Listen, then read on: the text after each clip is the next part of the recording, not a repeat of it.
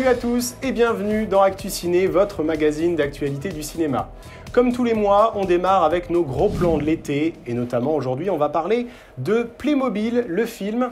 Alors pas de surprise, c'est donc un film avec des Playmobil. C'est l'histoire de Marla qui se lance dans une quête hors du commun pour retrouver son petit frère Charlie.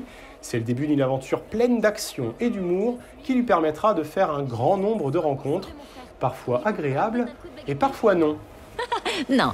Énorme casting sur ce film. Côté VF, on retrouve l'excellent Franck Dubosc aux côtés de Cadmerade, Jérôme Commandeur et aussi Jennifer.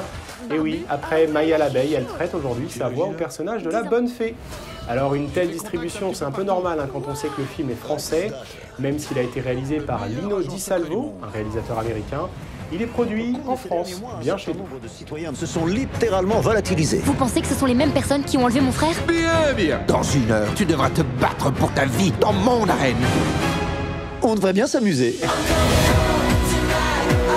J'ai jusqu'à ce soir pour sauver mon frère. Tu as encore du temps pour sauver Charlie. Avant ça, tu dois te convaincre que tu en es capable. Triceratops!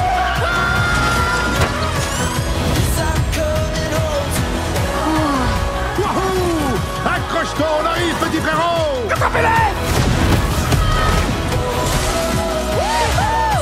Alors, vous autres, prêts pour le fun? En avant les histoires, dès aujourd'hui, le 7 août, dans les salles. On continue avec Once Upon a Time in Hollywood. Le célèbre Quentin Tarantino revient sur le devant de la scène pour signer son 10e film en tant que réalisateur. Il met en scène Leonardo DiCaprio aux côtés de Brad Pitt. Ils sont tous deux des stars en déclin de la télévision des années 60. L'un, acteur à l'écran, l'autre, sa doublure est de longue date. Un problème, l'industrie hollywoodienne qu'ils chérissent tant se métamorphose d'année en année et ils ne s'y retrouvent vraiment plus. Alors côté palmarès, le film obtient son premier prix il y a tout juste quelques mois. Le festival de Cannes lui remettait sa palme Dog. Oui, vous avez bien entendu. Il revient à Brandy, le chien star du film. C'est là que ça se gâte. Toutes ces tueries, c'est vraiment mon truc, ça. Qu'est-ce qu'il a dit, Charlie? Il a dit tuer tout le monde. Comment on fait? On le chope! Il y a une part de réel combat. Si tu le bats pas, c'est lui qui te tue. Sauf quand Rick Dalton sort son fusil de chasse. J'ai une arme de dingue que je vous conseille pas d'avoir aux fesses. Merde. Ouais, non, là, c'est trop chaud. Y a rien à faire contre cette chaleur? Rick, c'est un lance-flamme. Ouais.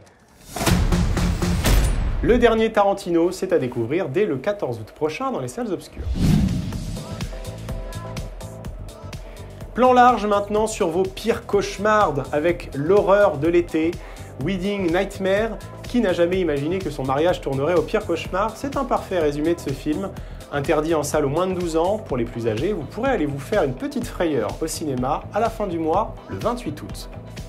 Et puis retour en France, et plus particulièrement à Saint-Denis, avec La vie scolaire, le tout dernier film de Grand Corps Malade. Il met en lumière toute la difficulté pour un adolescent de vivre une scolarité réussie dans les quartiers prioritaires, mais également les personnes qui les soutiennent au quotidien, comme les CPE, les profs, les assistants sociaux. Alors rendez-vous donc le 28 août pour découvrir cette belle aventure. Et puis on finit ces plans larges avec La chute du président, avec Morgan Freeman et Gerard Butler. Quand le président des États-Unis d'Amérique échappe à son assassinat, on est prêt à tout pour découvrir le responsable, même à accuser son plus proche collaborateur. Une histoire palpitante à découvrir le 28 août prochain au cinéma.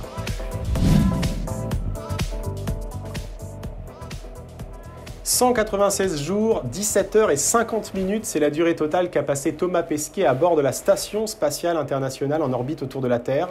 Expérience, maintenance des équipements et étude des astres étaient au programme de ces journées. Mais avant ça, Jürgen Hansen et Pierre-Emmanuel Le Goff l'ont suivi durant ces longs mois d'entraînement. Ils nous proposent aujourd'hui un documentaire unique en apesanteur. C'est notre focus du mois.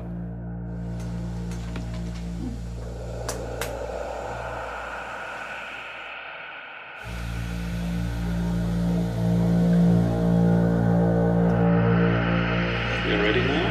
Ready.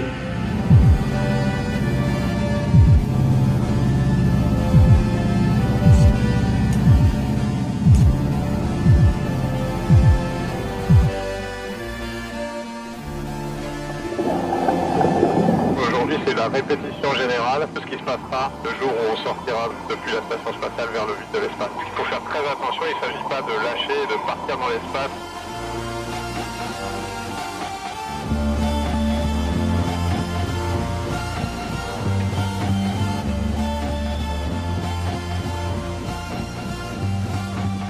Une mission de 6 mois, c'est équivalent à un vieillissement entre 10 et 20 ans.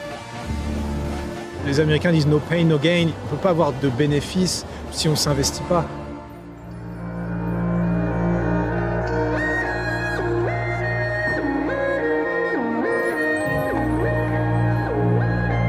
Depuis la station spatiale, on voit la fragilité de la Terre.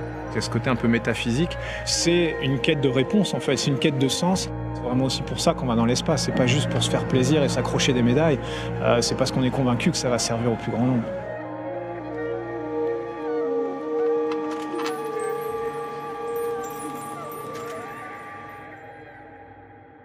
Voilà, Thomas Pesquet, l'étoffe des héros, c'est dès aujourd'hui au cinéma.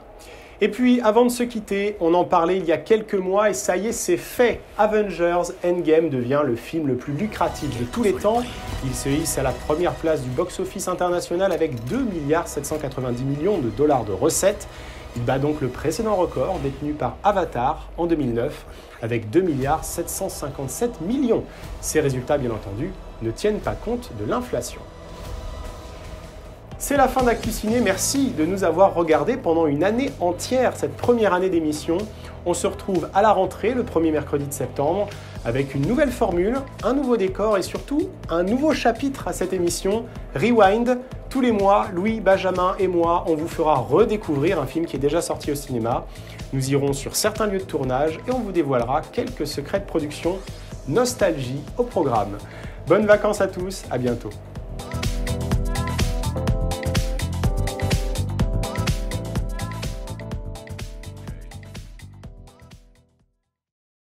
Retrouvez vos programmes en replay sur lelouprod.com.